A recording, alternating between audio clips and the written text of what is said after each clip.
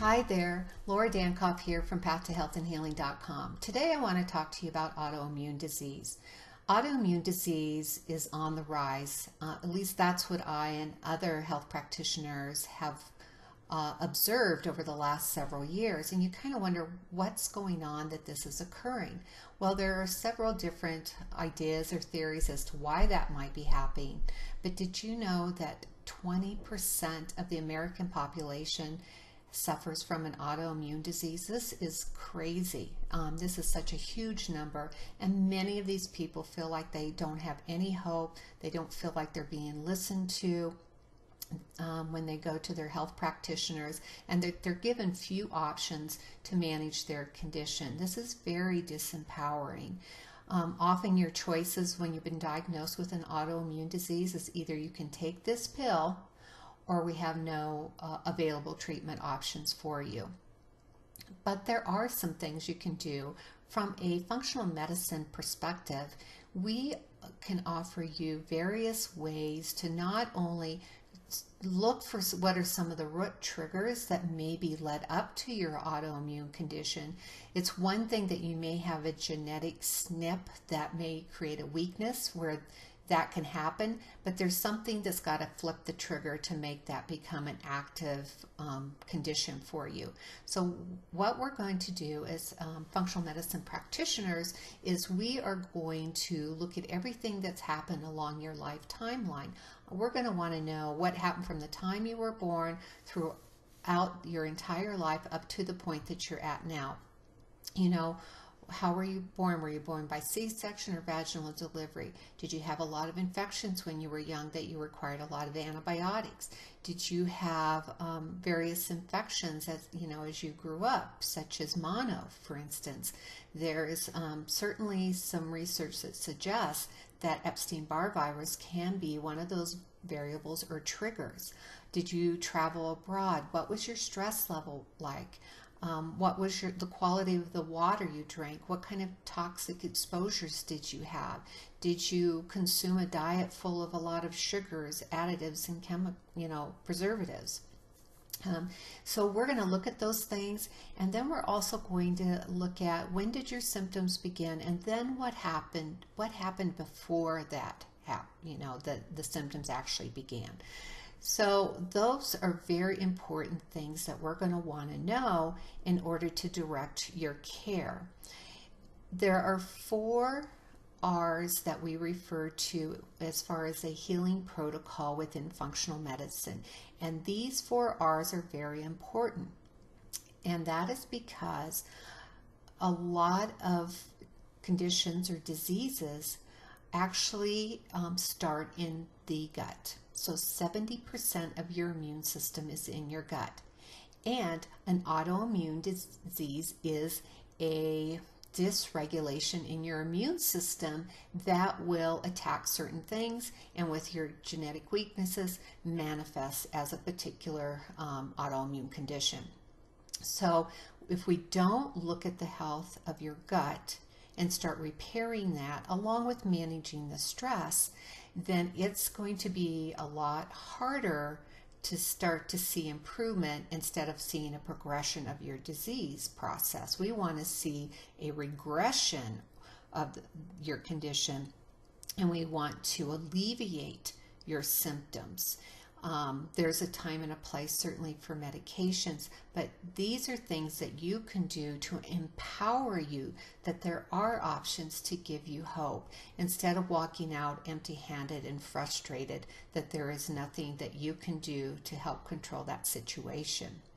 So the first R that we're going to address is remove. So what remove means is we're going to want to identify any triggers that create inflammation, and inflammation is going to impact that immune system in your gut. Things such as, extreme stress and food intolerances and infections, underlying infections from bacteria or parasites or yeast. or even past infections such as Epstein-Barr and others. So we're going to look to identify those things. We also want to look at your hormone balance possibly. So when we do a complete assessment, we're going to want to know what testing or workup you've had to date. We also may recommend further testing through urine, blood, saliva, stool, hair analysis, and others to look for these underlying triggers that you have. And then once we identify those triggers, whether they come from an infection, food intolerances, hormone imbalances that may be impacting your entire picture. It's never just one thing that's causing the condition, but it's a whole host of things that we need to look at collectively to address your condition. So once we can identify those, then we want to start to address those and treat those, whether that means doing food elimination diet, doing things to support your hormones, addressing underlying infections.